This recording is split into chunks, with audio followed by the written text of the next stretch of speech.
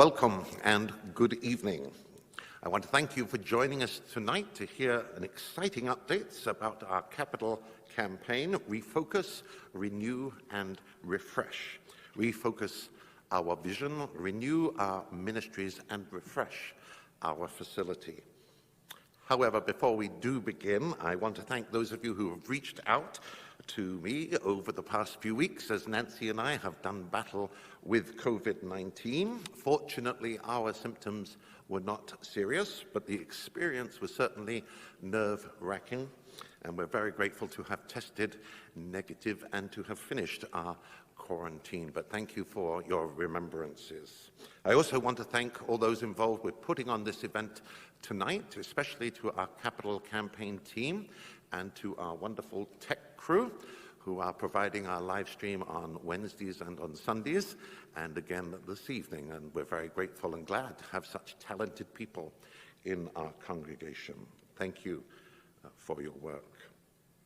In the 29th chapter of the book of Proverbs, there's a verse often used by capital campaigns such as ours that reads, "Where there is no vision, the people perish." And to be honest, I've always disliked that particular verse, finding it all too rather dramatic and all too rather manipulative. However, when you look at that verse from the other side, so to speak, it could read, "Where there is a vision, the people thrive." And given our own experience over these past 2 years, rolling out and living into our own missional narrative of being a light in our community and beyond, well, I have to confess that this statement rings true. Where there is a vision, the people thrive. I mean, seriously, since taking on this mission narrative, our vision for mission at Trinity really does have legs. Our people are owning it for themselves and for each other. And in a sense, it's our vision that's allowed us to pivot almost seamlessly over these last 9 months now, as we've adapted to being the church in time of COVID. And yes, it's more than disappointing that we have not been able to get together and gather together. It's frustrating to try and stay in touch, especially with those of our members who are not online. That's almost impossible. But the truth is, we are still being the church.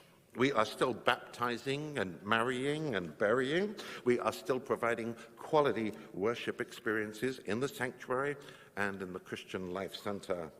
Lost and Found is still serving those dealing with addiction and with their families. And we've just held our biannual Global Mission Sunday and raised over $12,500 to support the work of ELCA missionaries across the world. We're currently working on a pilot project with Lutheran Social Services to put technology in the hands of caregivers and care receivers to help them be connected in these days.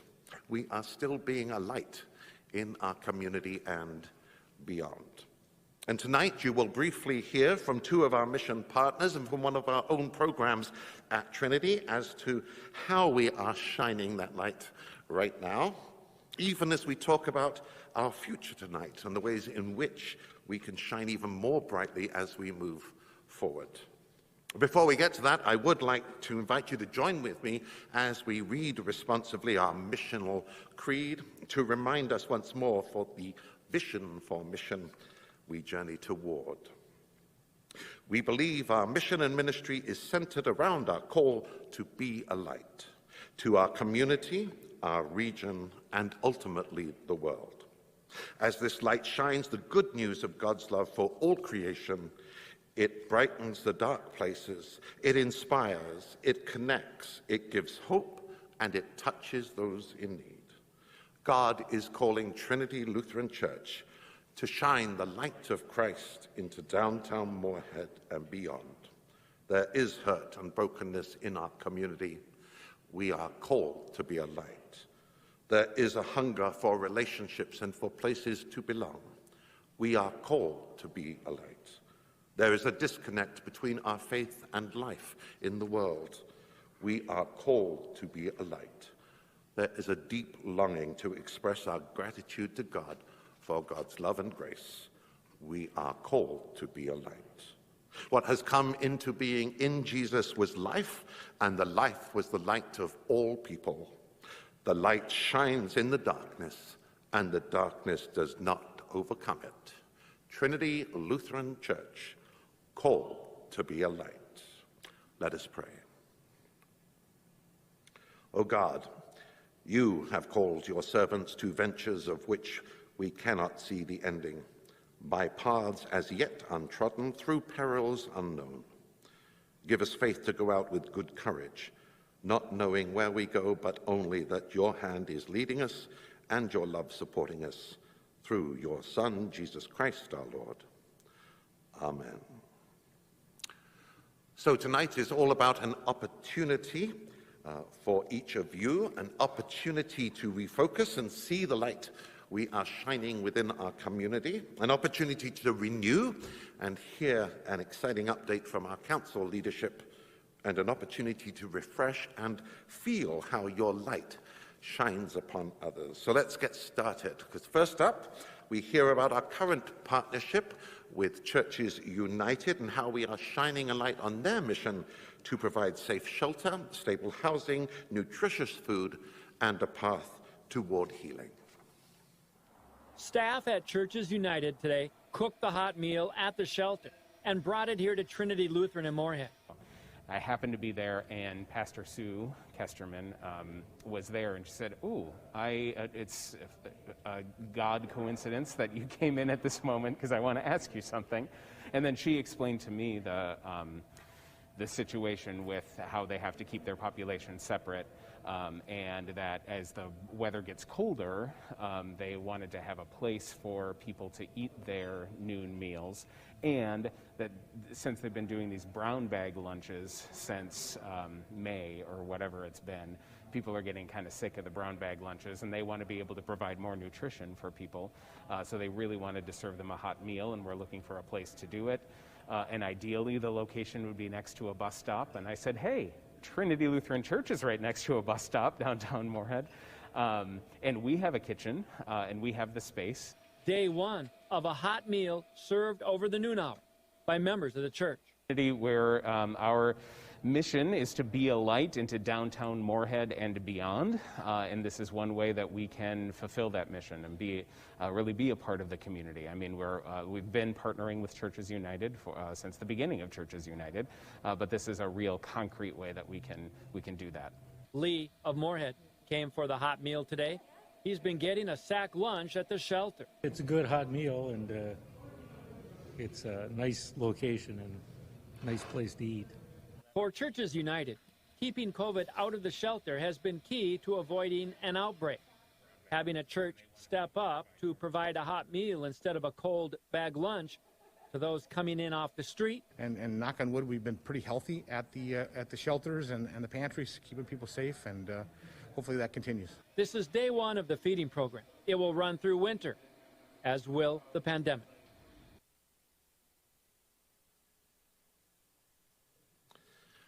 Churches United is not the only light we're shining tonight. Next up, we get to hear about a ministry partner where some of our Trinity members are shining, Heartsprings, whose mission is to serve people who are living with life-altering conditions by providing activities that help us deliver hope. Let's watch together. Good.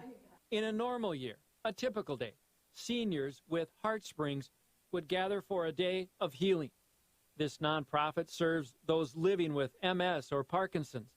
It is here where trained therapists use caring and kindness to reach those struggling with their diagnosis. But lately, because of COVID, classes have gone virtual. So we're going to bring our hand back, and you're going to push. You're going to push back on your hand.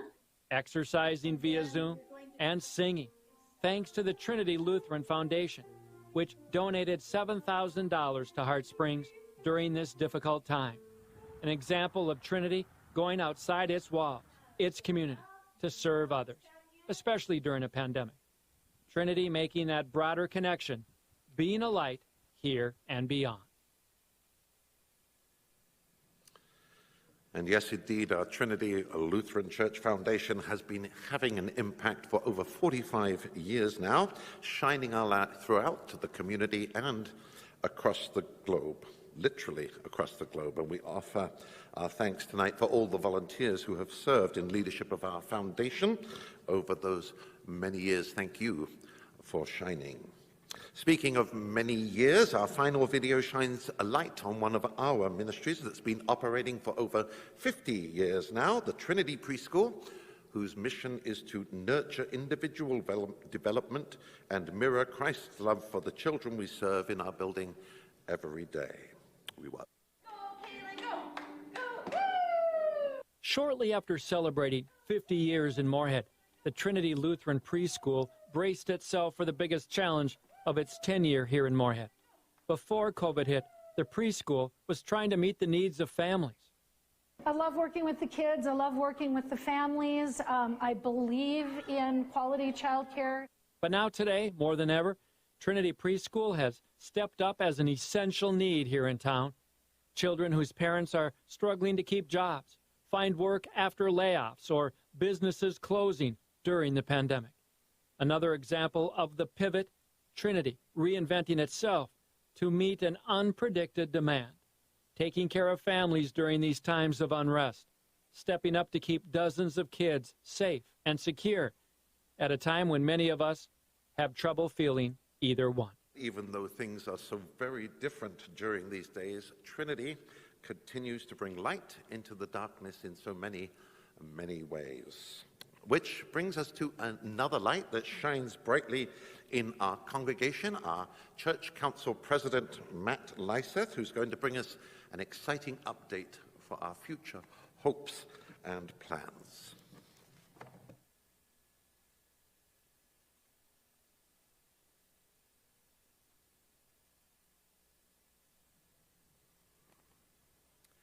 Thank you, Pastor Simon. It's my pleasure to share with you an update on the capital campaign and to announce an exciting opportunity for us all. If you recall, back in March, we were moving toward a congregational meeting in May to vote on moving forward with a $10 million capital campaign project, $9 million for the building, and $1 million for a building endowment fund. Then COVID hit and stopped everyone in their tracks. But after the initial shockwave, the capital campaign team started to meet virtually, and we have not been standing still since. With a continued focus on our 5 constraints of ministry, deferred maintenance, facility security, improving existing space utilization, improving entry, circulation, and wayfinding, and developing a central gathering space, we have taken this time to re-examine the project, to reevaluate our funding, and to explore how church may be different when we finally emerge from the pandemic. What will our ministry look like moving forward? What will be our priorities? What changes need to be made to address air exchange? Do we need an ionization system to clean the air? Of course, during the pandemic, we have been reminded, perhaps more than ever, of the importance of our Trinity Preschool, an essential service that has continued to operate a safe space for children that allows moms and dads to continue to work. We have also realized that the plan for flexible spaces will be vital so that we can more easily adapt as our ministry needs change in the future. We also know that the ongoing challenges of our failing infrastructure cannot continue to be ignored or passed on to future generations. So with all that in mind, and the 5 constraints as our guide, we have now separated the project into 2 phases, with phase 1 addressing all 5 of our constraints. Phase 1 will include remodeling of all 3 floors of the 7th Street wing. This will house all educational spaces, including the Trinity Preschool, which will be adding infant care, a much-needed service in our community, and new flexible spaces that can also be used by our youth ministry. Phase 1 will also remove the 1949 parish building and replace it with the Trinity Commons, our ministry hub, if you will, providing improved entry, circulation, wayfinding, and a central gathering space for ourselves and for the wider community, a place where we can truly gather in a community as a community. And with this new project plan, Phase 1 would be $8.5 million for all construction. Plus, it will address our deferred maintenance, asbestos removal, and upgrade our HVAC to address air exchange and ionization that will eventually support the entire campus. The second and much smaller phase will address the sanctuary and the parking lot and the grounds at a later date. At this time, we have $4.5 million pledged towards the project, the largest ever fundraising project in Trinity's history. For that, which you can give yourselves a pat on the back. But I'm excited to tell you that in just a moment, we're going to be announcing a new challenge match that will take us to the next step, and with your help, make this vision to refocus, renew, and refresh our ministry center to become a reality, to truly be a light in our community and beyond. Our current goal is to raise as much as possible by our annual meeting in February, so that we can take a vote to move forward with the project in the spring of 2021. Yes, this is ambitious. Yes, this will be a challenge. But in the grace of God, we can do this, Trinity Lutheran Church. We have to do this. If you have any questions or observations to make, please email them to campaign@trinitymhd.org. And thank you for your time tonight. Before our campaign chair, Ted Horan, announces the matching gifts and talks about how you can help, it is my pleasure to welcome Trinity members Eric and Kirsten Johnson to share a word with us about the impact and importance of ministry at Trinity Lutheran.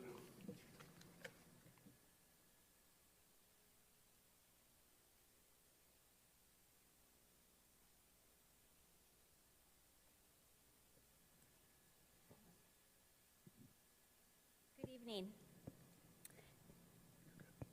I'm Kirsten. This is Eric. And we've been members at Trinity for about 15 years, since we moved here with our children, Noah and Signe. As Matt said, we'd like to say a few words about our congregational ministry, the many ways that we gather together to support one another to do God's work in the world. We'd like to express what this congregation has meant to us and ask you to reflect on the ways that Trinity's ministry has blessed you. I look forward to the time where we as a congregation can gather again here at Trinity. To me, church is community. I am the church, you are the church, we are the church together. You know the song. This time of being separate has been a challenge in that we've been unable to participate in church and church activities that are life-giving. I am missing a check-in and hug from Wanda Perkins. I am missing working with the Caspers and Hansons preparing the communion elements. I am missing working with youth and their families in the CLC. I missed working the Lenten dinners with all the kids. I even missed working as an usher in the CLC during offering, even though I am really the worst at that job. I am missing the power of joining with God's people in song. Tonight, we're speaking to you from an almost empty CLC. To be honest, it's the first time that either of us have been in this room since March. As we look across the empty room, we remember our times here and dream of the times to come when we can join together as God's Trinity people in worship, singing, praying, and communing. The times when we come together for celebrations of life and of weddings, of holidays, the times we come for simple fellowship together, and the ways that we hold each other up in times of sickness, hardship, and death. I miss all of God's people gathered together because I always felt I was a better person having been at worship than before I got there. The plans for renovation are exciting and important in our need for community. The new spaces will help us gather, connect, love, learn, be together. I'm especially excited about that because it's everything we're unable to do now. Our church needs updating that is long overdue. The plan is critical to the health of Trinity and our ministry, both to our congregation and to the world outside our doors.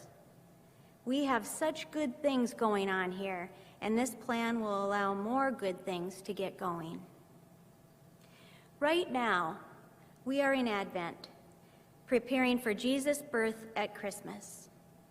Let's also think of this whole building project as a type of Advent, preparing for a Trinity building that will be our home, a home for a community of folks in need of each other and to be a light to each other. Perhaps you're thinking that this is a pretty dark time to be working on fundraising for a church that we are not even permitted to enter in our normal fashion. We grieve the lost time and lost connectedness where we could not do the things that Kirsten described, those things and other things that are on your hearts. All of us have suffered isolation and loss due to this pandemic. It's a hard time, but God's people have been through darkness before. The people of Israel wandered in the desert for 40 years. Shadrach and his friends were placed in a fiery oven, and Daniel was in the lion's den. Jonah ended up in the belly of a whale, and oh yeah, there was that guy called Job who went through some pretty tough stuff too. Through all of those hard times, God was always present, and God's people walked from darkness into light. Now we have a chance to plan for a brighter future and chance to reclaim the ministry that we've missed. Now is the time to plan for our return. As Kirsten said, this is our Advent moment, the season of expectation, anticipation, preparation. This is our moment to walk into light by supporting this campaign to preserve and improve our church, working toward that day when we will return and join together. In preparation for tonight, I took a moment to glance through our pictorial directory. It's a bit dated now, 2014, but it's a moment in time for Trinity. And when I paged through it, well, wow. I mean, first of all, we all looked so young 6 years ago. But look at you. Look at us. What do I see when I look in this book? I see ushers, Sunday school and vacation Bible school teachers, choir members, choir directors, youth group kids and youth group leaders, volunteers for meals, setup and cleanup, church council members, worship band members, lesson readers, communion servers, and more. People who serve, praise, comfort, lead, support, love, and live in faith together. Can you see it too? Hundreds of members in that directory and others who have joined since that time gathered together again, supporting our congregational ministry, and in so doing, extending that ministry beyond our doors to Churches United, to Heart Springs, to our preschool, and to all of those other ministries that Pastor Simon mentioned earlier, and more beyond that. This is what Trinity has done for generations, generations that you've been a part of, gathered as a congregation to worship in mutual ministry to one another, and having been filled with the Holy Spirit in those shared moments of grace, moved to serve the wider world. As we have said many times, God's work, our hands. In the background of the video that we played to begin our evening tonight, we heard the song Light the Fire. Some of you will know the lyrics, which call on God to light the fire in our weary souls, to fan the flame and make us whole. Many of you know that for our family, the promise of light, the light of God's grace, the light of the promise of the resurrection, the light of God's people surrounding us during Kirsten's illness, has become a family mantra. We declare to ourselves, we have marked ourselves with the declaration that there will be light. Tonight we say it again and in a new way, as members of Trinity, as God's beloved people, we have a chance to light the fire with this project, to build and rebuild our church and affirm that there will be light. There is light. We can be that light. Thanks be to God. At this time, it is our great pleasure to call on the chair of our capital campaign, Ted Horan.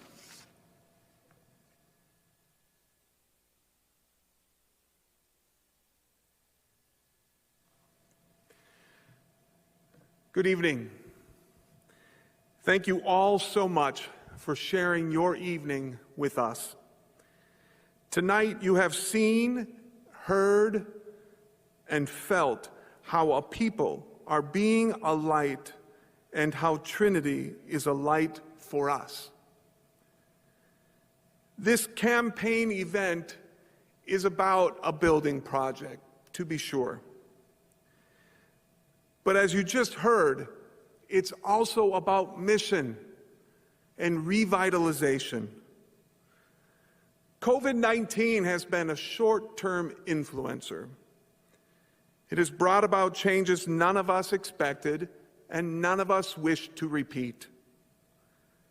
And as we know, it's not over.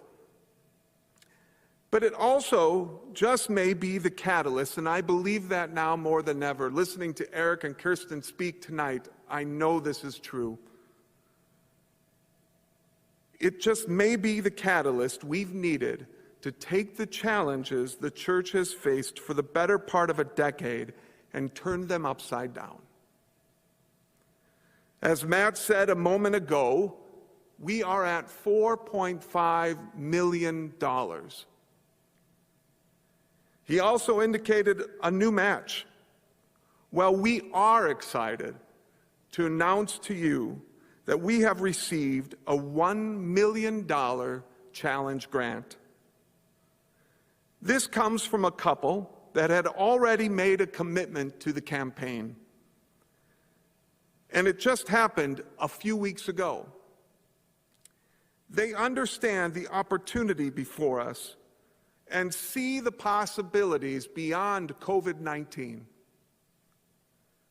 We are hoping this remarkable gesture of philanthropy will stir within you the desire to share your own financial resources in a meaningful way. So here's what comes next. First, we hope that some of you who made previous commitments, like our challenge donors, consider the possibility of a second round gift to help us earn that $1 million challenge.